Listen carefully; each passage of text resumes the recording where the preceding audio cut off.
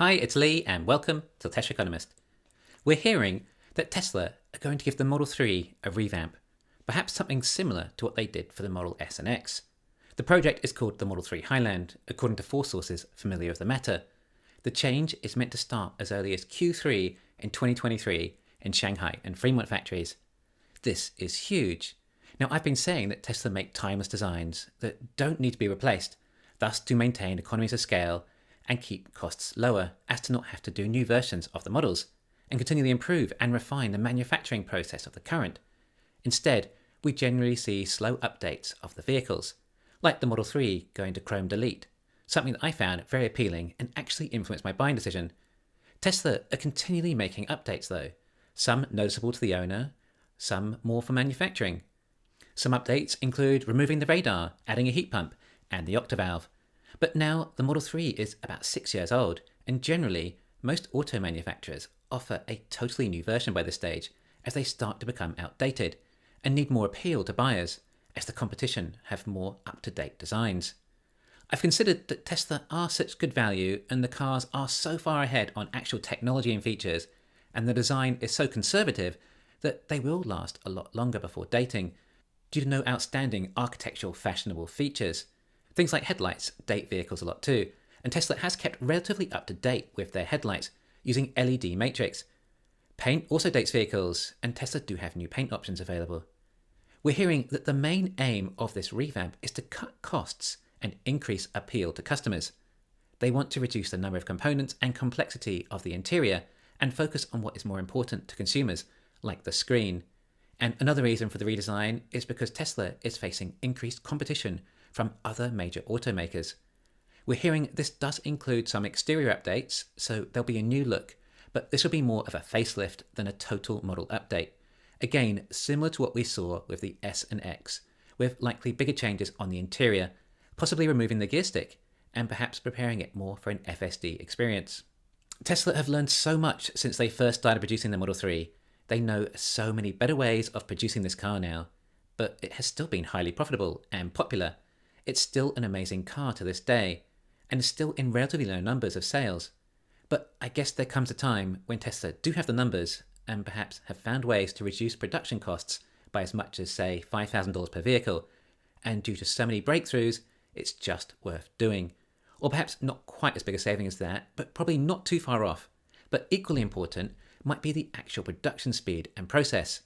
Look at how many Model Ys are coming out of the Giga Shanghai factory compared to Model 3s, and the Model 3 factory is actually larger. Even the Model Y is now over 3 years old too, so Tesla have likely found many further improvements in manufacturing since then that can also be added to the Model 3. But I think we could all assume, or at least I would hope, that Tesla would be moving to gigacastings for the Model 3 in this revamp. We know how many processors, parts, robots, and costs this saves, so I would assume that would be an inevitable change.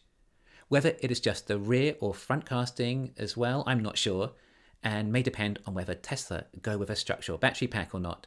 Now, I would say it very unlikely this car would use a 4680 pack due to how scarce those cells are in for Texas, but it may be designed in a way that it could be retrofitted later. So hear me out here. What if perhaps Tesla started with CATL's coil-in battery, which is structural? I think it uses the cooling system as the structure, not the actual cells. So the structure is not as good as Tesla's 4680 cell-to-vehicle structural battery pack, but possibly good enough. Then, perhaps when Tesla ramp up more production in 4680 cells, they can offer a 4680 version, long-range and performance version. We have the 4680 factory in Cato Road, literally just a few blocks away. It makes sense using them locally rather than transporting them all the way to Texas. Okay, so let's go through this. Initially, they could start with a front and rear casting with CATL structural battery pack with their M3P cells, likely getting the range to above 300 miles with all the weight savings and increased efficiency with the new cells.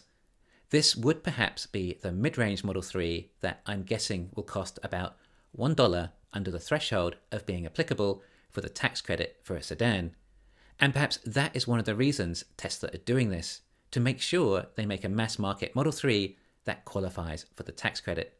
Who knows, perhaps this car may be so profitable and popular the Fremont Model Y line may end, and the Model 3 will take over Fremont in addition to the S and X.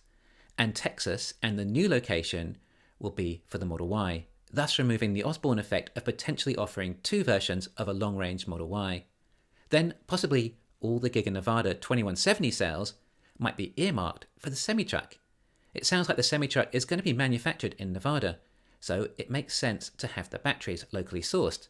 This could be a major reshuffle with Tesla's cells, as they suddenly evolve to the next plateau. Structural battery packs are not so important in a semi-truck when it's £81,000. Trying to save £200 or £300 isn't going to have as big an impact. And yes, it was fantastic news that they hit the 500-mile range. This would mean that Tesla could seriously increase production of the Model 3 in Fremont with 2 Model 3 lines.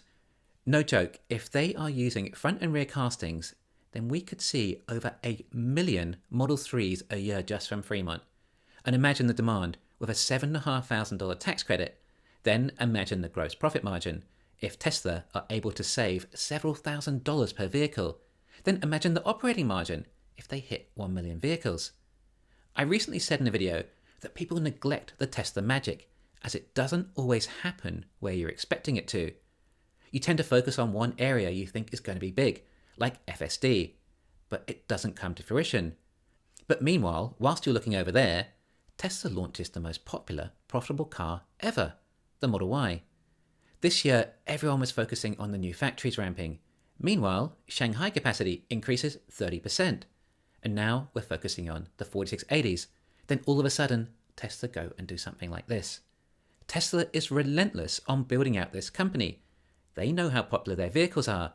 They know things they can do to decrease costs, reduce prices, and increase demand. And they know the profits said actions will have on the company.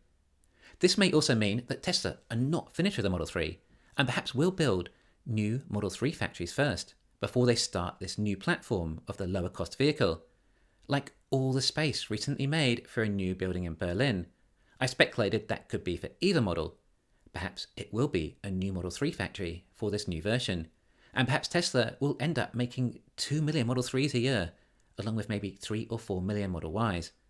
I mean, the Model 3 and Y is almost the same price in Australia and New Zealand. Tesla should be selling the Model 3 for perhaps 20% less than the Y, so they need to get their prices and costs down to compete. So possibly 5 million units a year just for Model 3 and Y without having to make any new models. Then, of course, the Cybertruck on top of that. And there's also a chance that this new CATL factory will make enough cells for this, because that new factory looks enormous. I would guess it's got to be about 100 gigawatt hours annual capacity, or in other words, the largest cell factory in the world, or hopefully second after Texas 4680 ramps. The demand for this new updated version will be like the new faceless version of the S and X, and will likely also mean some downtime in production as well. Hopefully Tesla do a much better job this time in ramping back up, of which I would say so, as they're reducing complexity, whereas the Model S and X are still too complex models. I'd say that possibly those 200 Shanghai employees who went to improve production in Fremont might also be looking at how they do this. I don't know who is more excited about this update, the Tesla investor in me or the Tesla consumer in me, but put it this way, as soon as there is a performance version of this new Model 3, I will buy it as soon as I can and replace my existing. I never bought a new car in my life before my Tesla, and now I'm looking at replacing it after owning it for just 2 years. Also, after buying my wife a new rear-wheel drive Model 3. That's how good Teslas are. Thanks for listening. Please hit the thumbs up and subscribe. You can follow me on Twitter and talk to me on Patreon.